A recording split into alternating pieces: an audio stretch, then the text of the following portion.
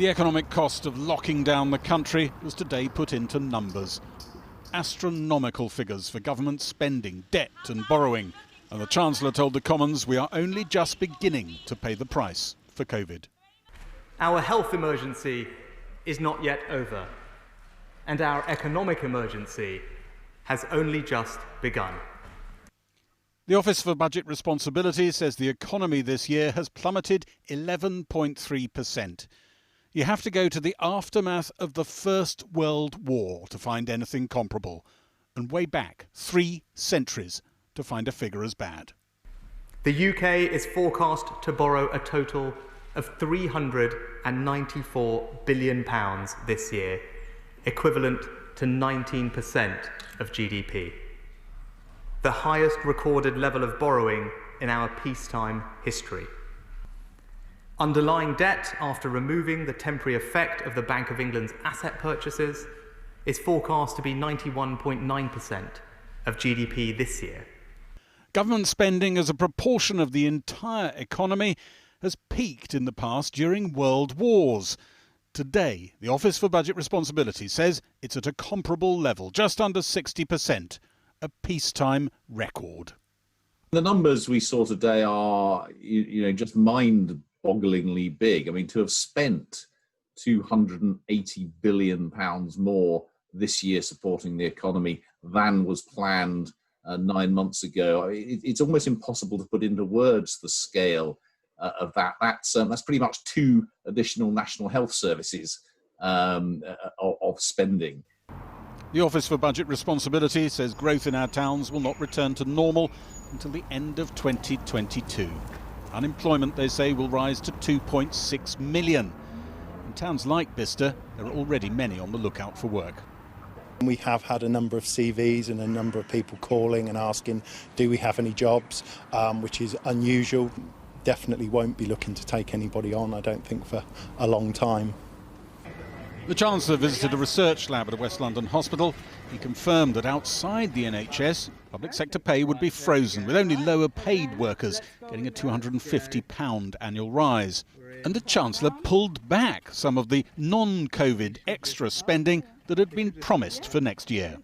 Because although he didn't talk about it in the House of Commons, the small print of his document set out a £10 billion reduction in the planned increase in public service spending, not on COVID, normal public services, that will take place over the coming few years. And that actually is permanent right across the next 5 years. So that means for the departments that maybe were already facing difficult positions over the coming years, that situation's got significantly more difficult today. The cut he did proclaim was to the overseas aid budget. But during a domestic fiscal emergency, when we need to prioritise our limited resources on jobs and public services, sticking rigidly to spending 0.7% of our national income on overseas aid is difficult to justify to the British people, especially when we're seeing the highest peacetime levels of borrowing on record. Here it is. The last Tory manifesto recommitted the party to pumping 0.7% of public spending into overseas aid. Throughout the COVID crisis, Boris Johnson promised he still backed the policy. 0.7% of national income remains our commitment, remains our commitment, remains our commitment. Foreign Office Minister Liz Sugg resigned from the government in protest at the decision, which she said was fundamentally wrong and will diminish our power. Amongst those calling on Tory MPs to revolt against the move, the Archbishop of Canterbury, who tweeted the cut was shameful and wrong. Former Scottish Tory leader Ruth Davidson tweeted, "The Treasury has misjudged the numbers in the Commons, willing to block this." The Prime Minister, who put the aid spending commitment into law, joined the attack. Well, I think it's a very sad moment. It's not just that we're breaking a promise to the poorest people and the poorest countries in the world, a promise that we made and a promise that we don't have to break. It's that 0.7% commitment. It really said something about Britain.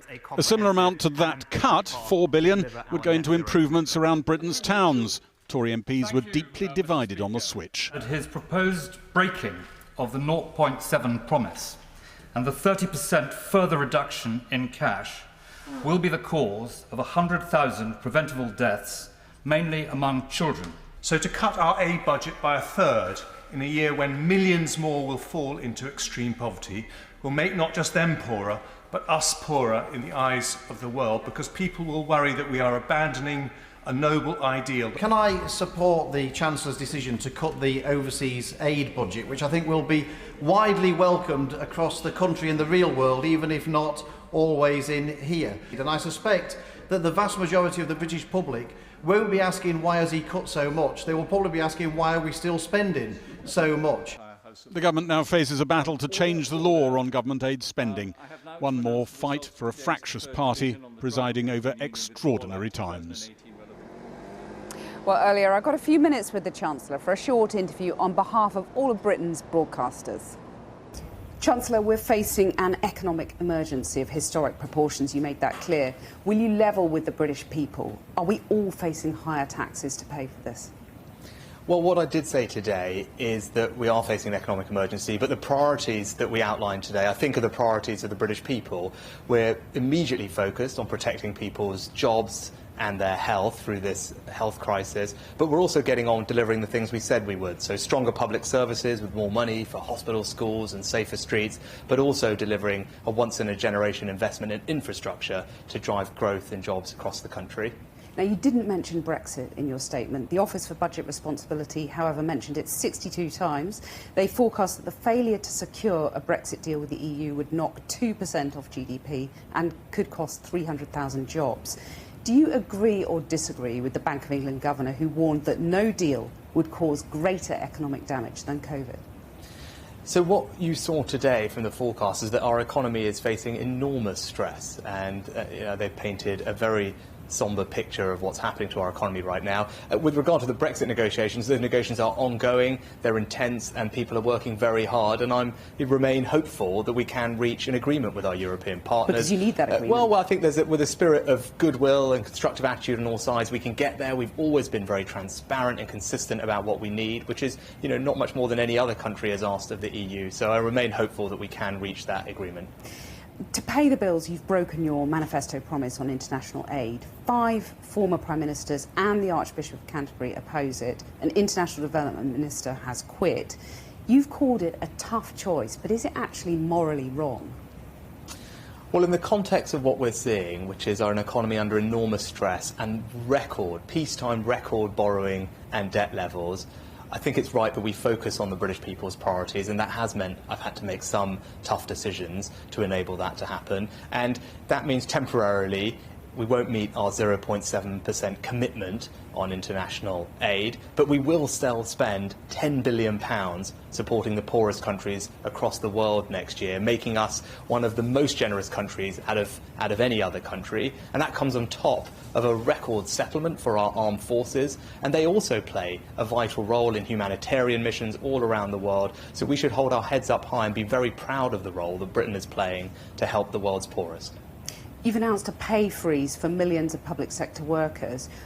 Why on earth should teachers foot the bill when they've risked their lives to teach our children during the pandemic?